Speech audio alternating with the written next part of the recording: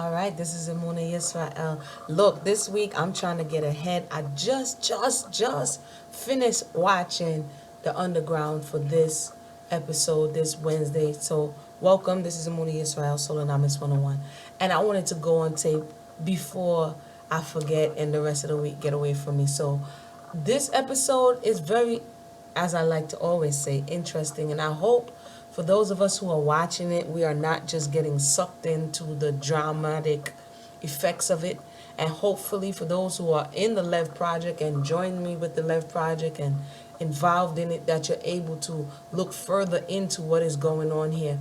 In some of the earlier scenes, you see them selling off the woman who took the life of her child because she didn't want it to live in slavery. This I spoke about before, how the slave narratives often talk about marriage wasn't binding in the sight of the master. Before you were married, you were a slave. And so he didn't have to ask Zeke or her husband, can he sell her? So you have to understand that oftentimes parting was very sudden. No one asked, it just happened. And so basically he was mourning his child and he runs to the grave in order to runs from the grave, as a matter of fact, in order to, go punch the man in the face, kick down the cabin to get that last look of her. So imagine these traumatic separations that happen over and over again and how they play in the psyche. This is not the scene that we're looking at right now. The scene that we're looking at is the woman who knows how to read and write, and she's the one who's stamping the papers that she wrote, or the freeding papers. You know what's interesting about this? And then we have Rosalie's character right there, who is the one who stole the stamp in order to authenticate the writings. I find this so interesting as I was looking at it on the replay, that oftentimes people need authentication from, quote, master. And it's not in order to believe that something is true. This is coming from even before, kings had seals and different things of this nature. But so much in the psyche of, quote unquote, Black America is that if master didn't say it, then it's not true or it's not accurate. And I found that so important when they were looking at these letters that they were writing and saying no one would believe it unless it had master's seal on it. So I'm going to continue on with some of my live thoughts as I was watching it during commercial break. This was some of the stuff that I was tweeting. So one moment, please. So this was some of the stuff that I was just feeling or processing as I'm watching what I'm watching. I said, and they said tweet them live. So I said underground. I said, who can watch this and still say there's nothing to speak about? The damage runs deep even to this very day. And as for those out there who say, oh, I'm tired of hearing about slave movies, blah, blah, blah. I'm like, how could you not see all that happen and still say there's nothing to talk about?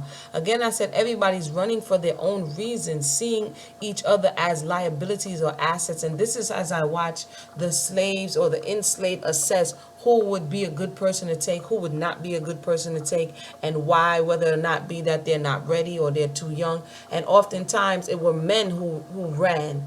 The statistics say more men ran than children and women for this reason, because they weren't perceived as being able to sustain the voyage. And then I said epigenetics, the damage that has been done to all who witnessed this scene, everyone damaged in their own way. And that was for, you definitely have to check it out, a graphic scene that was happening. Again, I said that very thing happened with the narrative of Cecile the slave.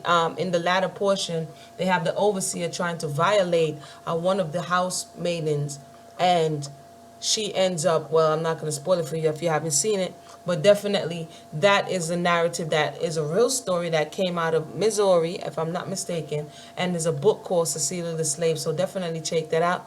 And lastly, I thought it was interesting when Rosalie's character says that being around the Europeans as a house servant, it was suffocating to be in the master's house. You had no moment for yourself, and that you lived in the master's shadow, or your life was just a shadow of someone else. That, for me, was, again, showing how just this broad brush of the house slave to the field slave, and the house slave oftentimes, well, in this narrative, feeling it was way much better to be away from their class. And this is the master. You can see that he's all in his regalia, and he feels so prideful of himself because now he's going to punish his possessions in his estimation for something that has gone missing, which is the seal. And for me, it's just interesting how the power play, how we see power, and as soon as the perceived power is no longer there, people's attitudes change, people's mentalities change. If you're on equal footing, people's attitudes and mentality change. So I don't know, I just took a still shot of this because you can see the pompousness. He has a cigar in his hand. They're over there standing up, suffering under the weight of logs to see, if you fall, you're going to get 50 lashes. But when the shoe is on the other foot, and when it's turned around, you see a different story come to play.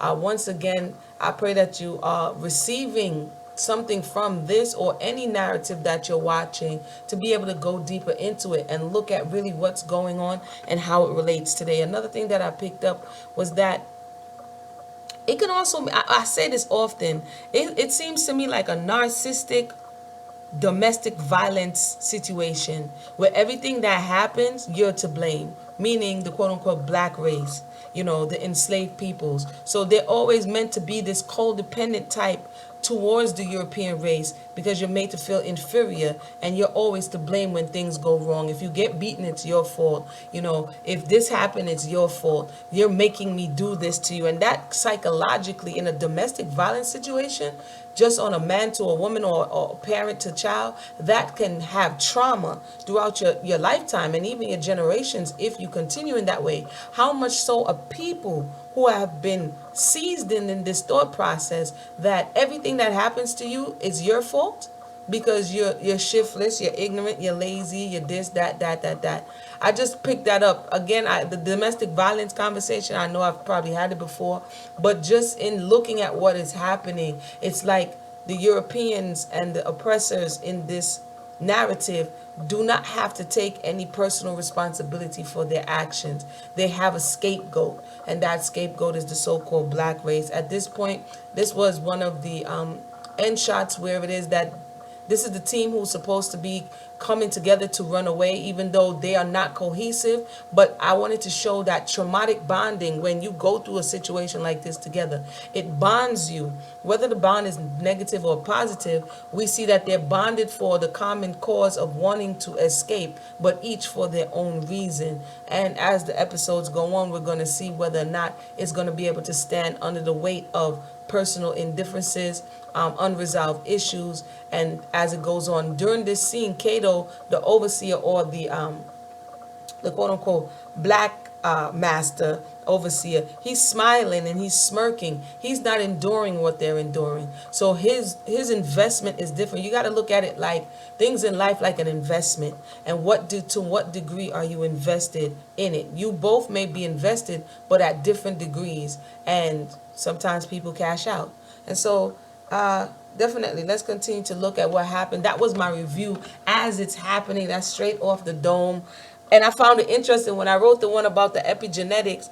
Some of the cast, or one of the cast from the show, I think that's one of the cast who played the overseer, like the tweet.